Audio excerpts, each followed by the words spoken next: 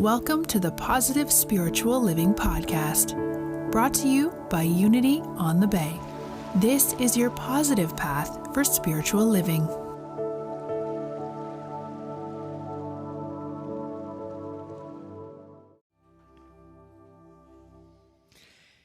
I want to thank my friend Anthony Alvarez over here on the keyboard, not only for this morning, but every Sunday. And I found out a little secret about Anthony that you may not be aware of, and that is that in addition to being a fine musician and a techie genius, he's also a stand-up comedian. And he shared a joke with me last week that I was just sitting down here earlier this morning thinking, this is the perfect joke for me to open the comments that I want to share with you today. It's a science joke, all right? Why should you never trust an atom? Because they're always making things up. Atoms make up everything, don't they? And I could use the same comment regarding you and me as human beings. I'll tell you right now in this room this morning, if I were you, I would never trust another human being. What did you learn in church today, you say? Well, we learned not to trust another human being. It's because, my friends, human beings also are always making things up. We're making things up. And the things that we're making up we call reality. I've said many times, and I'll say it again this morning, the story you tell is the life that you live. The story you tell is the life that you live. And through our translations and our interpretations of what happens around us, we create a storyline. Each and every one of us is doing this moment by moment every day of our existence. You could say it's like a movie that we're authoring, that we're producing, that we're directing, and then we're throwing out onto the screen of our lives. The story you tell, the thoughts that you think, the beliefs that you accept, the concepts that you embrace are the means by which you are manifesting your experience of reality. So I ask you this morning, what's the story that you're telling yourself? What's the story that you're telling yourself as you walk through this life experience? For most of us, at least looking around the room, we're adults. And we may pride ourselves on all of the wisdom and the understanding and the knowledge and the acclamation we have accumulated throughout our human experience. But the reality is this. We're all, for the most part, at this moment in time, products of our conditioned thinking. Our conditioned thinking. It's a process that began the moment we arrived on the planet. When we arrived, we were expressions of what co-founder of Unity, Charles Fillmore, referred to as pure being. We were expressions of pure being. More than humans doing, we were humans being, so it's an appropriate title. Now, what happened is, and what happens to all of us, is the moment we arrive on the planet, we are immediately surrounded by external influences, many of them to be authority figures in many cases, that give us instruction and guidance on what we should be, how others should be, and how the world should be. We start to get this conditioned mindset. It's truly unavoidable. And then as we progress through our lives in this conditioned mindset, okay, this is the way this is supposed to be, this is how this is how this is. As we get more completely absorbed in that conditioned mindset, what happens is it begins to inevitably dysfunction for us. In other words, there'll come a point in your life when you're just walking merrily along your way in your conditioned mindset where things are clearly not as you think they should be, or other people are not as you think they should be, or you're not what you think you should be, because you're not meeting up to the standards that have been established by your conditioned mindset, that there's going to be a breakdown of some sort. And the breakdown feels terrible when you're going through it, but in reality, what's happening is you're being given an opportunity to liberate yourself from your own conditioned mind, from your own bias and influence upon yourself and your whole experience. You have a chance to change your storyline and find another storyline that works better for you. So you see, it's taken years, in my case, decades, for me to get firmly established in my conditioned mindset. And for some people, as I understand it, they just wake up one morning or they're walking down the street and all of a sudden, they have an aha and they're liberated from their conditioned mind. That's like instantaneous awakening. But it obviously hasn't been my experience. Perhaps it hasn't been yours either. And if there are any ones in the room who have had this experience and you are now enlightened, I should like to step down and invite you to come up. Okay? So it hasn't been my experience. My experience is I have to unlearn the conditioned mindset just about as slowly, it seems, as I got conditioned by it. So I need to find tools, techniques, practices, ideas that support me in this liberation from my conditioned mind so that I can change my storyline and thus change the production of my own movie in my life. So I find these behaviors, I find these practices, I find these philosophies, and I try them on. And when they work, I begin to allow them to break down my conditioned mindset so that I can move closer to the understanding of myself as an expression of pure being, pure light. We say that we are made in the image and likeness of God, my friends. And let me tell you this, the image and likeness of God is a state of perpetual free will. So I want to remind you this morning as you sit in this room, if you hear anything I'm saying and you disagree with it, good for you. More power to you.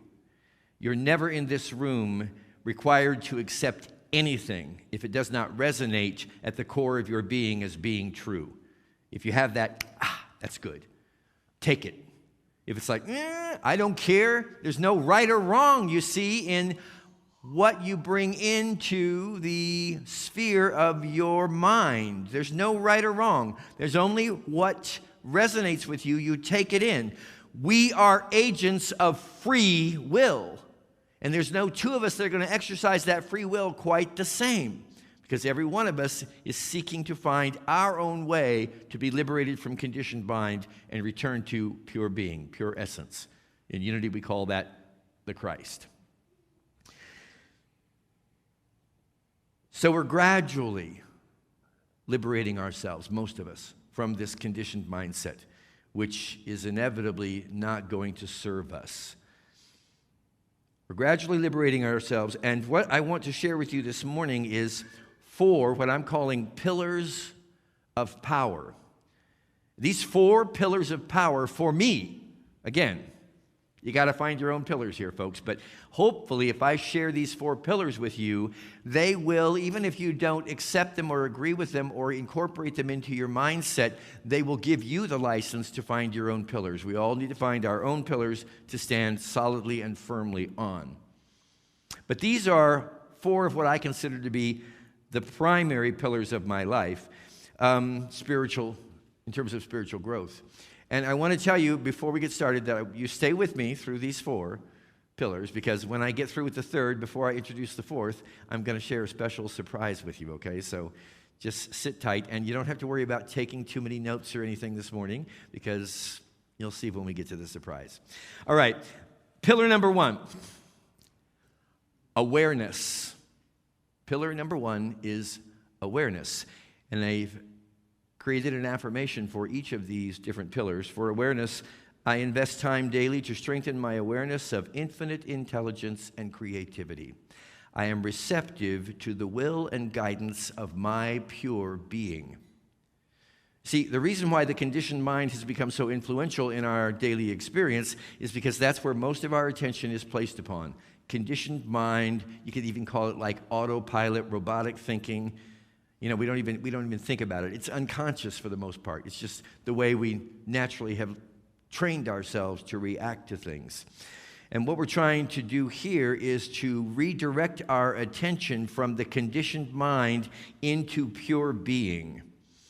And the way we do that is to achieve a level of awareness, a level of objectivity, some distance between ourselves and what we are observing out here, all right? That's the objective. I love the teachings of Mooji. If you're not familiar with Mooji, I've brought him up in here a few times. You can find him on YouTube, Mooji. His technique or his approach to meditation, contemplation, even prayer, is in one word this: empty. E-M-P-T-Y. Empty. To become empty. And it's really interesting how that idea is in direct opposition to what most of the conditioned mind tells us, which is we want to be full. We want to be complete. We want to have lots. We don't want to be empty, because if we're empty, what good can we be to anybody, anywhere, ourselves or other people? But here's Mooji's perspective. It is that we become empty by consciously and intentionally releasing the content of our mind. Sometimes we talk in spiritual circles about losing the mind, and we're not talking about going crazy. We're talking about getting sane. Remember that the conditioned mind is the source of our insanity and our craziness and our suffering. And the pure being, the state of pure being, is the freedom, the release, the liberation from that. So we want to get into this state of pure being by emptying ourselves. A phrase came to me not too long back. You know, Unity is affiliated with a movement called New Thought. And it's called the New Thought Movement. There's even an International New Thought Alliance of which Unity is associated with. That term was adopted in the late 1800s by people who were aware of the fact that they were adopting a new thought, a new idea, okay? I believe that we're on the verge of moving from new thought to no thought. He told us in church this morning to be thoughtless. Be the most thoughtless person you can possibly be. Thank you for being here this morning, and have a wonderful day. Truly, be thoughtless. Let go of thinking. Stop thinking. The Tao Te Ching, Lao Tzu, told us, stop thinking and end your problems. And what he was talking about was stop, release thoughts. You can release thoughts. In the state of pure being, you're like the sky. Your thoughts, your feelings, and everything else in the physical realm of experience comes and it goes, like passing clouds, passing clouds. If you focus on the cloud, you will find it comes, a thought, an idea, a way of being, and it goes. Another one comes and it goes. What doesn't come and go? What stands in constant observation of this more objective reality? What can stand back and look at everything happening in your life from a distance? And that's your pure being. Release thoughts, release feelings, watch them come, watch them go. You become that which observes that which is passing.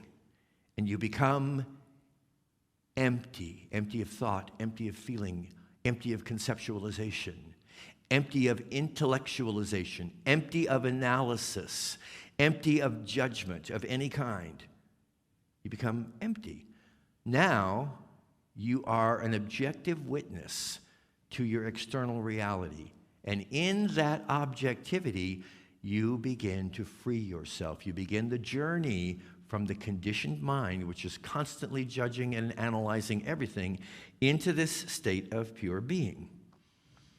You can only do this by dedicating time throughout your day to consciously and intentionally strengthen your awareness of infinite intelligence and creativity. You see, my friends, this is it. We have something greater, something higher, something more expansive than our conditioned mind at work here. All of us in our true identity are direct conduits to infinite intelligence and creativity. You have direct access to that, but you can't access it if you're buried in analyzation and if you're buried in thought processes, judgmental processes. You gotta release yourself from the conditioned mind, experience this sense of pure being, and it's a space of total freedom. And now you're going to be able to watch the parade, the carnival of your life as it moves about, and you're going to be free of attachment. You're not going to be finding your identity into it. And in so doing, you're going to be able to establish a greater space of peace. Single most important practice I've ever experienced. Some call it prayer, some call it meditation, but it can happen just by your deciding, I'm going to be willing to recognize there is a level of consciousness, a level of creativity and intelligence that I have direct access to that I am, for the most part, not utilizing in my day-to-day decision-making processes. And I am open and receptive to the will and the guidance of this pure being. Pillar of power number 2, alignment. And here's your affirmation. I am aware of my emotional response to the people and situations in my life.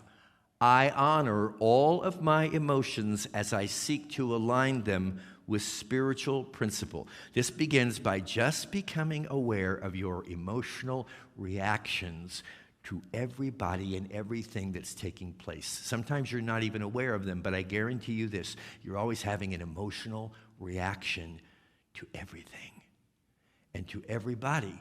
And if you seek to wake up to that, you're going to find that there's actually this endless train of judgmental commentary taking place within you in every moment.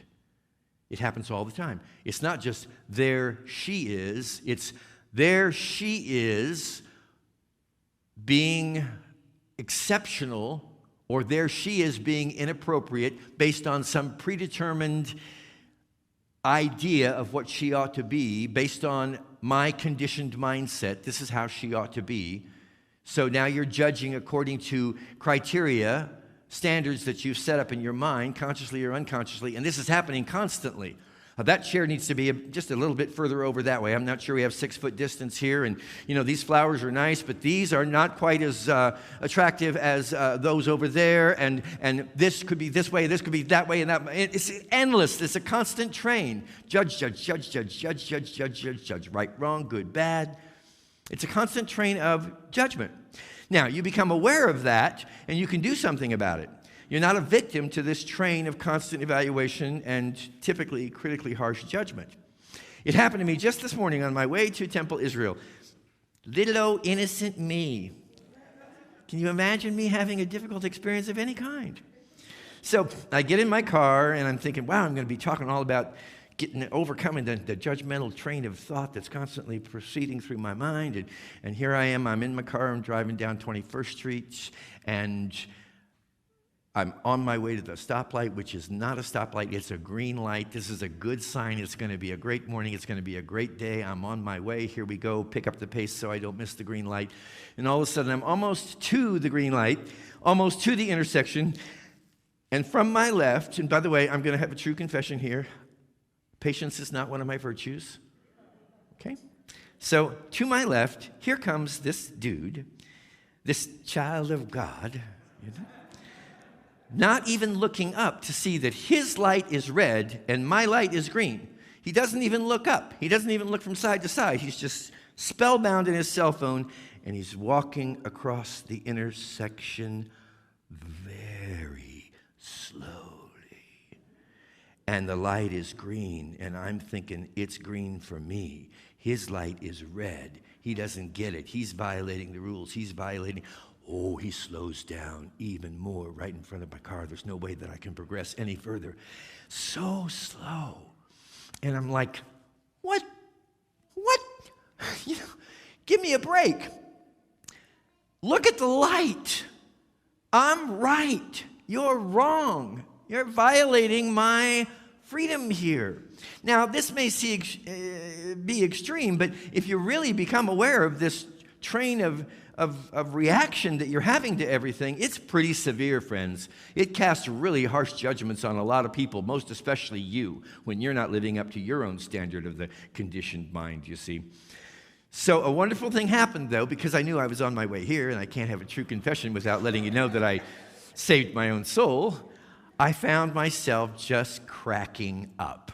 You see, I got to a place where I could see what was going on. Look at me. Here's this guy, so what if he should be looking at the traffic or the lights instead of his phone? So what if he should be progressing faster? It's really none of my business. That's just conceptualizations I've made up in my mind that I'm holding myself and him hostage to. I could just as easily liberate and when I got that, I thought, this is so funny. Eckhart Tolle says that laughter always just snaps the ego out of existence. And I was just howling. I thought, there I go again. And I'm on my way to Unity on the Bay to preach a message about non-judgment. Does it get any more ridiculous than that? I don't think so. Silly, crazy. And this is endless, my friends. It's endless responses throughout the course of your day. Honor all of your emotions. It upset me. I can feel that it's okay, but do I want to stay there in a state of upset, or do I want to align my emotional content with my pure being so that I can free myself from holding myself, him, the traffic light, the city of Miami, and everything else in a state of judgment? Because judgment is bondage.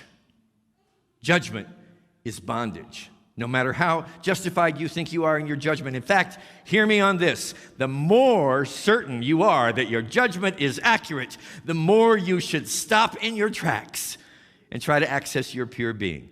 Because that's just your own egoic nature trying to defend that you're right and somebody else is wrong. Course in Miracles tells us, would you rather be happy or right? Happy, happy, happy, happy, happy. All right, the third principle is appreciation. And this is, one of my themes in life. I look for qualities to appreciate in myself, others, and my life situation. I effortlessly find what I am seeking, and I give thanks for it. I've said, I think as recently as a couple weeks ago, you'll always find what you are looking for. What are you looking for? Well, I can't help it. I'm looking at all these things that are wrong with this situation and with this person and with this dynamic. Look, it's very clear all these things are wrong. Yeah, okay, so all those things are wrong. And the more that you're sitting there focusing, looking at it, saying all of this is wrong, the more wrong everything becomes until it's wrong, wrong, wrong, wrong, wrong. Instead of saying, I don't want to look for what's wrong. I want to look for what's right.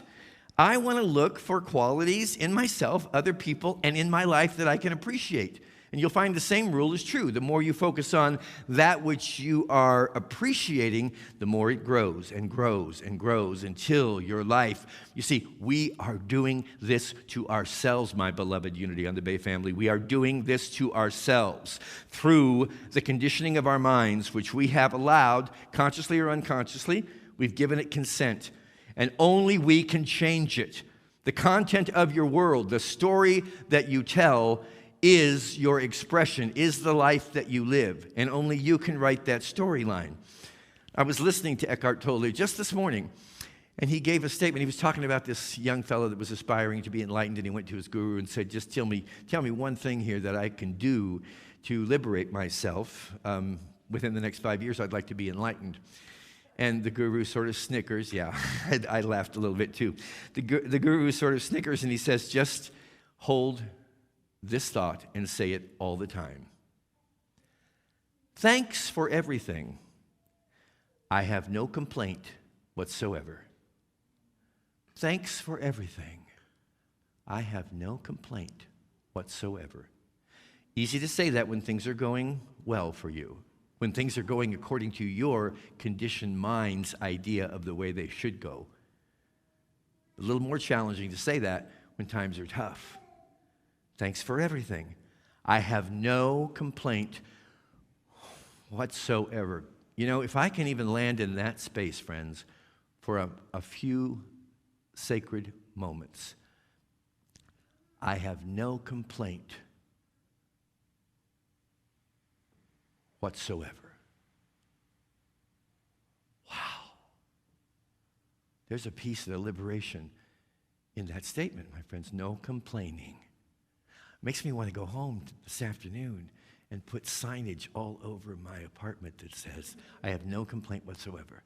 You see, this is the key to acceptance, and acceptance, but I can't accept it. It's not right. Yeah, and that posture will hold you hostage to that. That's the way you're writing your story, as opposed to, I can do this differently. I'm not going to just try. Let's do an experiment.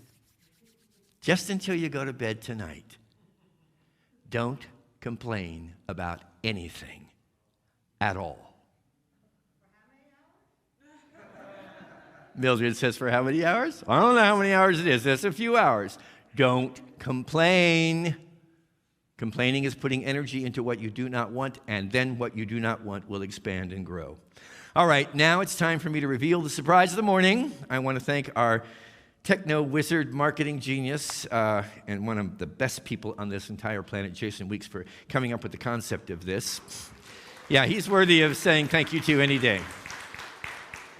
Long-standing member of the Unity on the Bay team, he said to me when I gave him the title for this, he says, can we put these 4 pillars of power onto a graphic and make it available to everybody, both in the room and online? So if you're in the room or wherever you are, take out your cell phone right now. Dale Stein tells me you don't have to call it a cell phone anymore because that's the only phone there is. So take out your phone and text POWER, power, to 305-573-9191. Text POWER, POWER, to 305-573-9191, and we're going to gift you with a beautiful graphic that has these 4 pillars of power and the affirmations that are being shared with you this morning.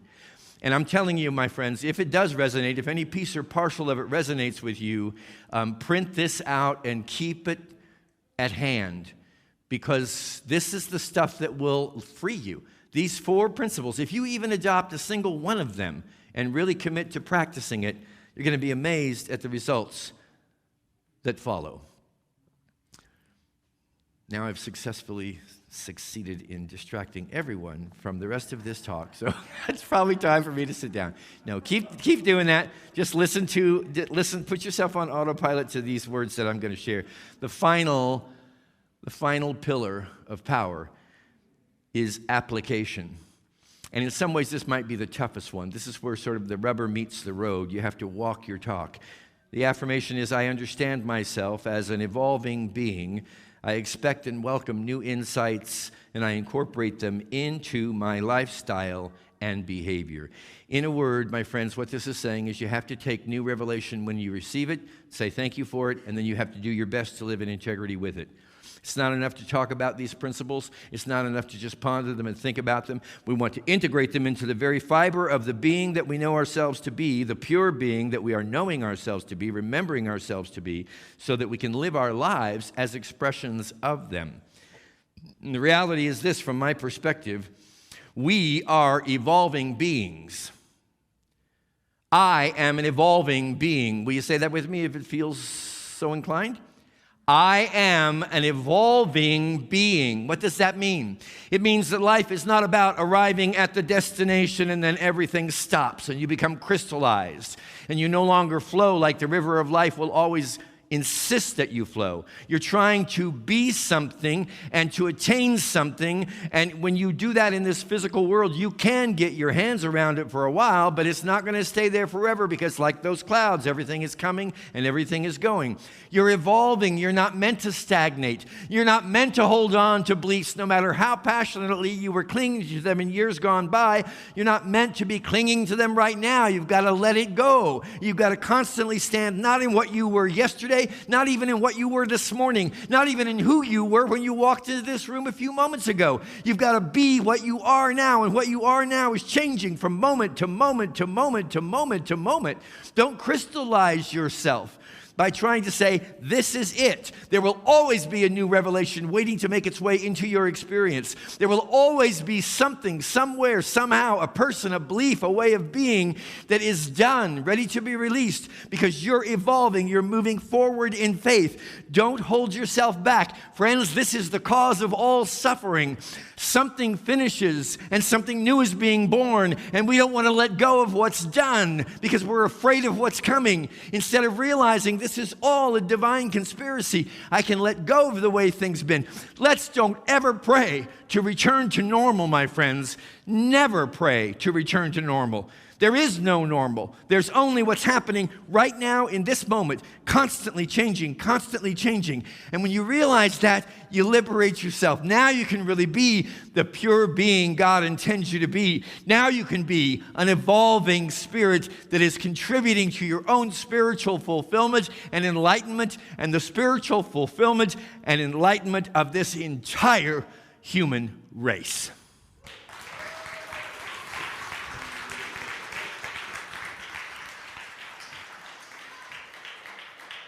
Woo. Reverend Chris, you brought it home at the end. That was awesome. That was awesome. I love the energy and I love the message.